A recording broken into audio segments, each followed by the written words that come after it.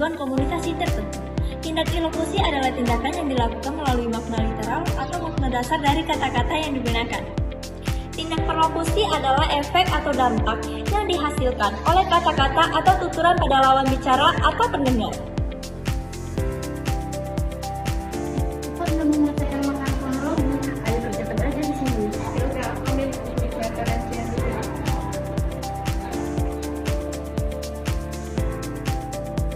Dalam percakapan tersebut, lokusinya yaitu kita belum menyelesaikan makalah fonologi, menyatakan fakta bahwa makalah belum selesai. Lokusinya, ayo kerjakan aja sekarang di sini, mengajak untuk segera mengerjakan di perpustakaan. Perlokusinya, ya udah, aku ambil buku referensinya dulu. Efeknya, nanti setuju dan langsung bertindak. Implikatur adalah makna tersirat yang tidak diucapkan secara harfiah, tetapi dipahami dari sebuah tuturan dalam konteks tertentu. Implikatur percakapan adalah makna tersirat yang disampaikan oleh pembicara melalui tuturan yang berbeda dari makna literalnya, yang bisa dipahami oleh mitra tutur dengan mengandalkan konteks atau pengetahuan bersama. Implikatur konvensional adalah makna tersirat yang melekat pada kata atau frasa tertentu berdasarkan konversi bahasa, bukan dari konteks percakapan.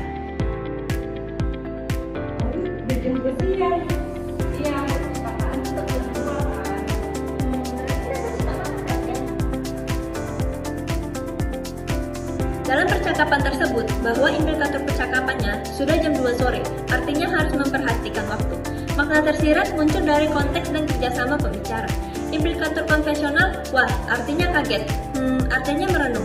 Makna tersirat melekat pada kata atau ungkapan secara umum, tidak tergantung pada konteks.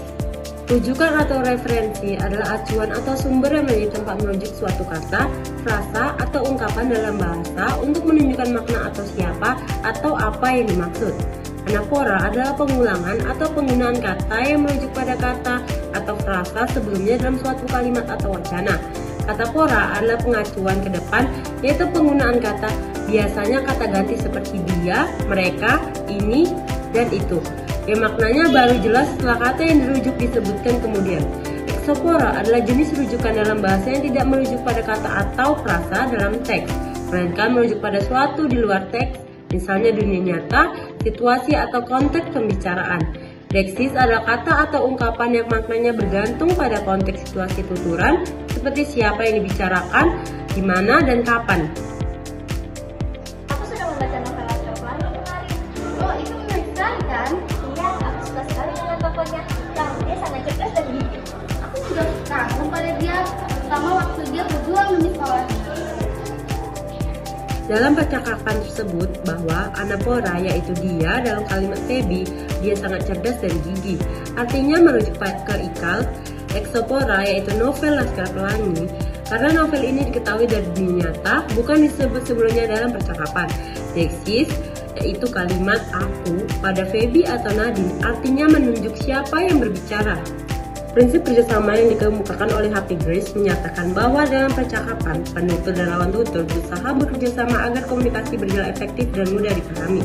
Maksim kualitas adalah berbicara seperlunya, memberikan informasi yang cukup, tidak kurang dan tidak berlebihan sesuai kebutuhan percakapan. Maksim kualitas adalah salah satu dari 4 maksim dalam prinsip kerjasama yang menekankan agar pembicara mengatakan hal yang sebenarnya dan dapat dipercaya. Maksim hubungan adalah menekankan agar percakapan tetap sesuai topik dan relevan, sehingga komunikasi efektif dan mudah dipahami. Maksim cara adalah salah satu dari 4 maksim dalam prinsip kerjasama Grace yang berkaitan dengan cara atau gaya penyampaian informasi dalam percakapan.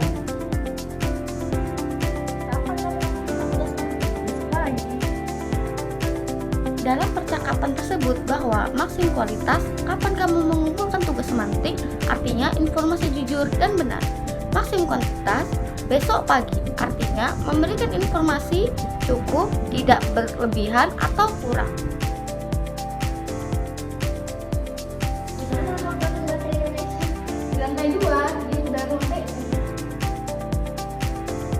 Dalam percakapan tersebut bahwa jawaban Nadine relevan dengan pertanyaan Feby.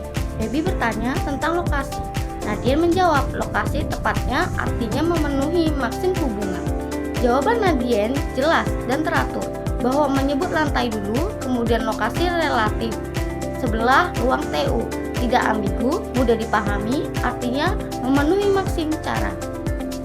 Prinsip kesopanan adalah konsep dalam pragmatik yang menjelaskan bagaimana seseorang menjaga keharmonisan dan rasa hormat dalam berkomunikasi agar tidak menyinggung atau merendahkan lawan bicara. Maksim kebijaksanaan adalah prinsip yang menuntut pembicara untuk meminimalkan kerugian bagi orang lain dan memaksimalkan keuntungan bagi orang lain dalam berbicara. Maksim kedermawanan adalah aturan sopan santun dalam berbicara yang menekankan agar pembicara tidak terlalu menonjolkan kepentingan diri sendiri melainkan lebih banyak memperhatikan keuntungan bagi orang lain.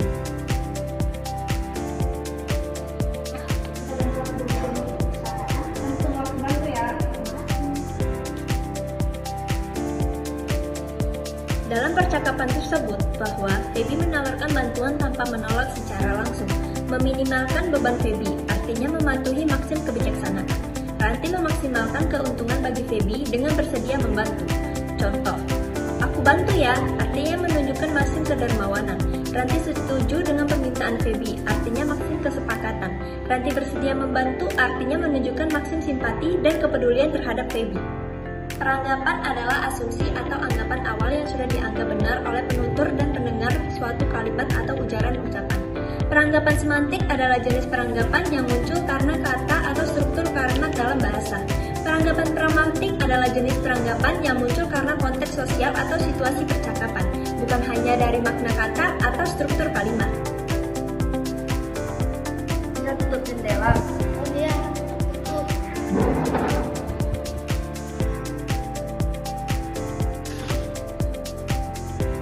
Dalam percakapan tersebut bahwa peranggapan semantik, informasi tersirat dari kata atau struktur kalimat.